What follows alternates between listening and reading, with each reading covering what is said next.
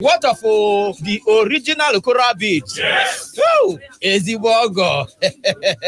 And now, the most important.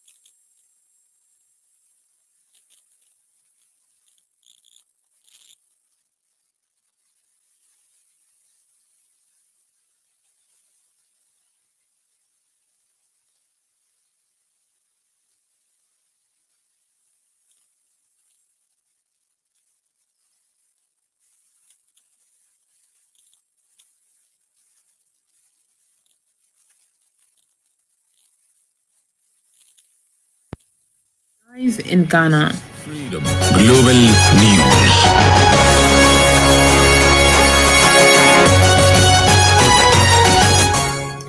Hello, listeners. You listen to Freedom Global News on 99.5 FM. I am Hauwa Adamu Kiyawa. Today is the 2nd of August 2022, which is equivalent to the 4th of Muharram 1444 after Hijri. And now the news in full. 5 out of the abducted Abuja Kaduna train victims have been freed by terrorists. The security agencies and the federal government are yet to confirm the development, but a member of the negotiating team, Tukur Mamu, told newsmen that the victims were released today, August 2nd.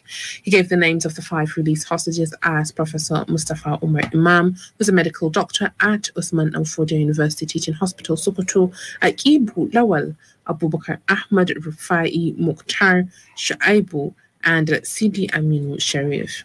Mamu, who said that he played a prominent role in the release of the train victims, said he has backed out due to threats to his life, personal integrity, and lack of support from the federal government. However, it's not clear if any money was paid to the terrorists to release their abducted victims. He said with the release of the 534 of the victims are still being held in the forest. A coalition of over 80 human rights organizations under the aegis of the Nigeria Civil Society Situation Room today expressed disappointment over the poor state of the nation and the worsening insecurity that had taken place in Nigeria during the first and second quarters of the year. The organization therefore advised the President Muhammadu Buhari to act fast or resign because it was obvious he had failed the country.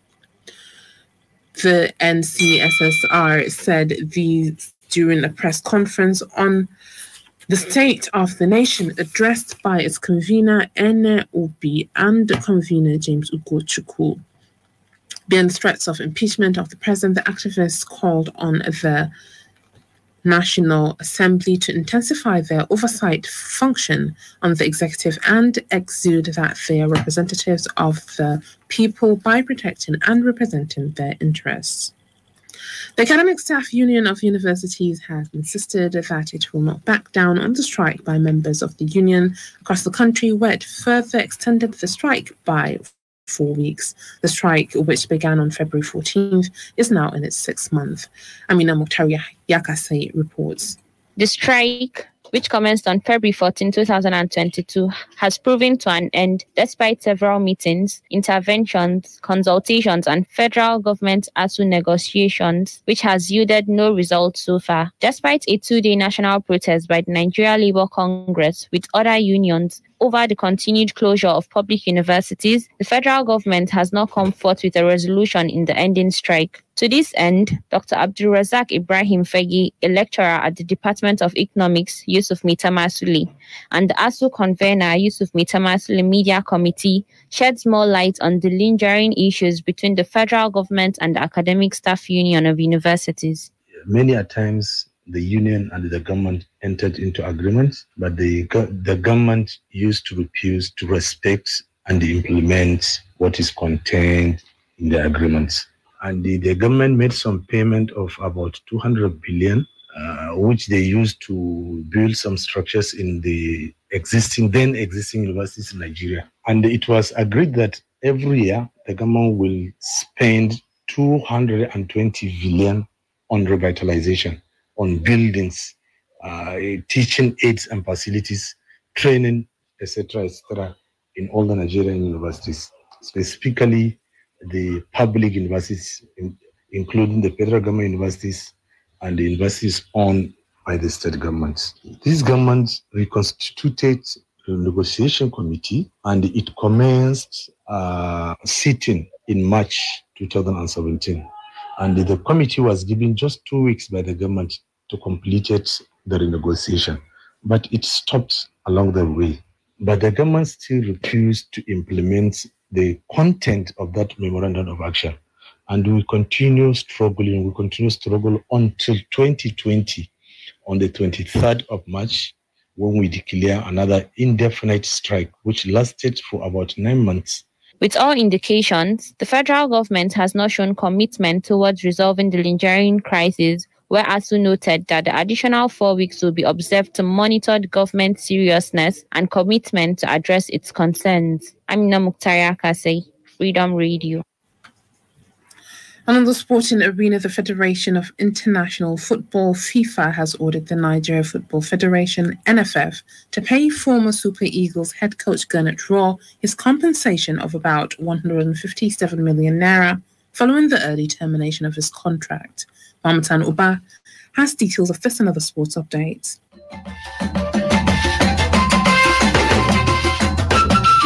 Gernot Rohr had his appointment terminated by the Nigeria Football Federation in December 2021 following the poor performance of the Super Eagles during the 2021 Africa Cup of Nations qualifier. However, Rohr was able to qualify Nigeria for both World Cup and AFCON in 2018 and 2019 respectively. The initial agreement between the NFF and Rohr was to pay him his salary until the end of his contract, which will expire in December 2022. Meanwhile, Napoli have confirmed Super Eagles forward Victor Osimhen as the club designated penalty taker for the forthcoming season. Last season, it was Italy playmaker Lorenzo Insigne who was in charge of the penalty role at the club. However, Insigne has left Napoli to sign for Major League Soccer side Toronto FC. In another update, ticket for the international friendly double-header games between Nigeria and the United States women's team have begun. The US women's national team, 4-time World Cup champions and 4 Olympic Games gold winners, will face the 9-time African champions first at the Children's Mercy Park in Kansas City on September 3,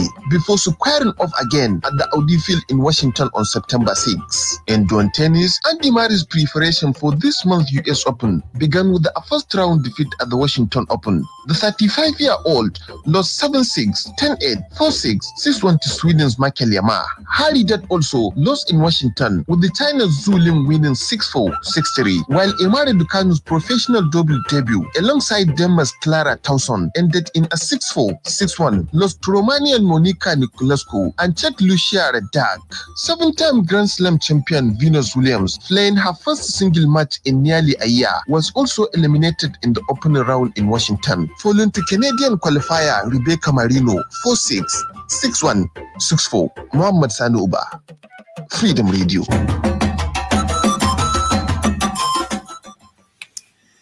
The Global News is coming to you from Freedom Radio 99.5 FM. You can send your comments, opinions, and watch us live on Freedom Radio Nigeria on Facebook.com. You can get the link to the page on our website, freedomradionig.com.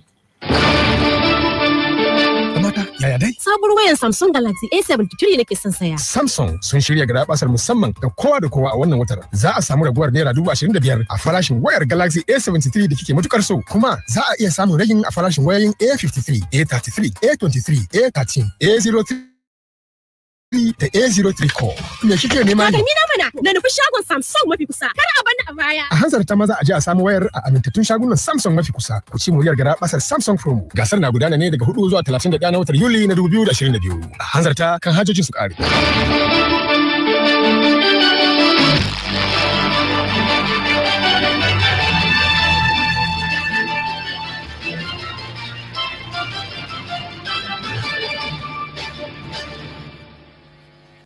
Welcome back. You still listen to Freedom Global News on 99.5 FM.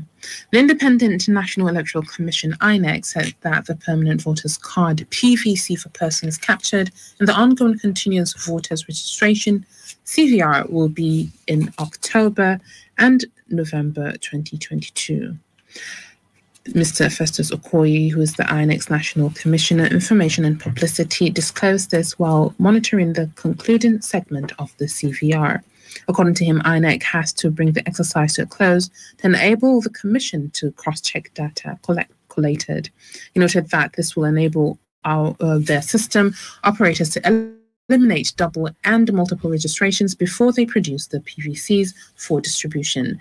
He further noted that it would be useless for people to register and fail to receive the PVC, adding that without the card, nobody would vote.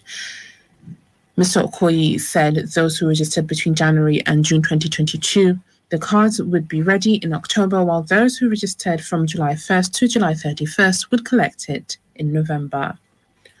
The Youth Society for the Prevention of Infectious Diseases and Social Vices, YOSPIS, has celebrated its one-year anniversary.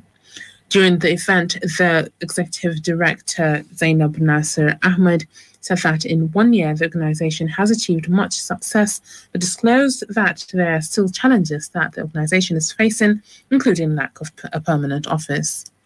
There are challenges and there are opportunities, and we are still working to see that we achieve all the aims and objectives of YOSPIS like we are doing now. Well, the major challenges, like I explained, there are some challenges of inadequate funding, on lack of permanent office space, lack of vehicles, and lack of capacity or inadequate capacity of the targeted youth we are working with. And we are, like I can say, this year will be like a wake up and motivating step for us to overcome all this.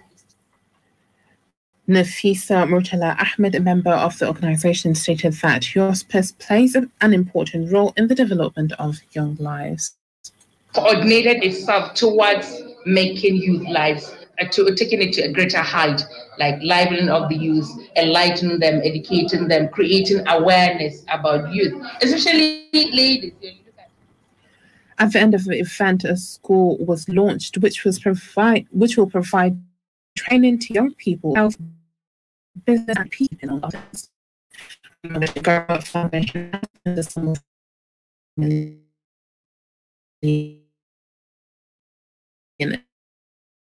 Naira to YOSPIS as contribution to 1997. Fela Anikulapo Kuti, also known as Aban, who is a Nigerian instrumentalist and lead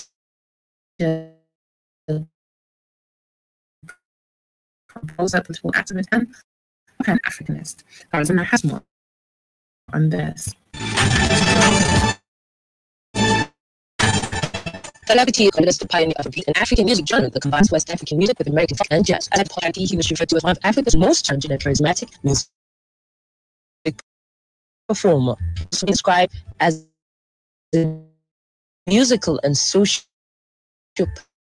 political voice of international significance.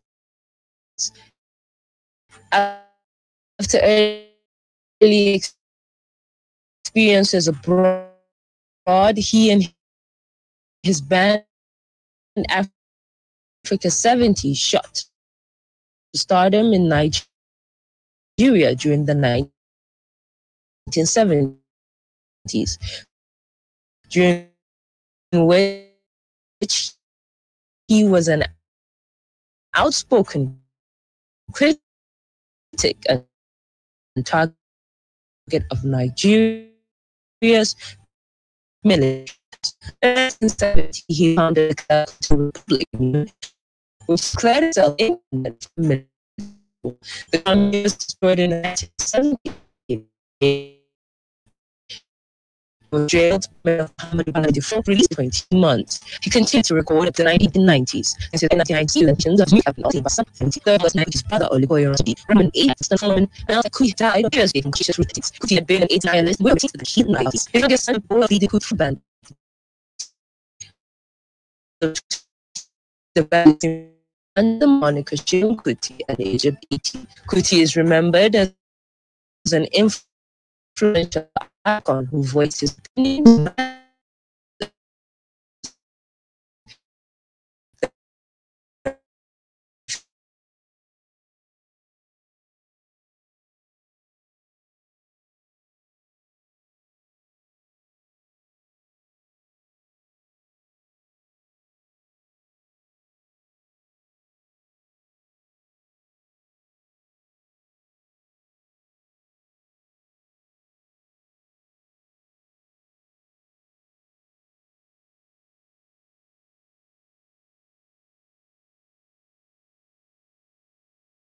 after the first was detected last year in Guinea.